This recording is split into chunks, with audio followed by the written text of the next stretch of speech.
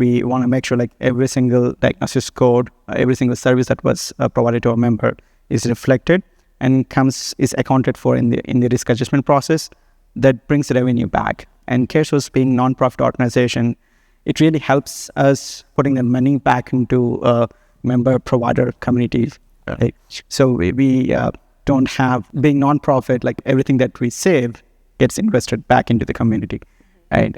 We also looked into delivery kick payment revenue. That's one area that not many of the organizations pay attention to, and we maximize the revenue in that aspect, and we make sure both Edifix and CareSource are aligned with our future growth and the target, that goal we have in mind of becoming the industry leading managed care organization in partnership with Edifix.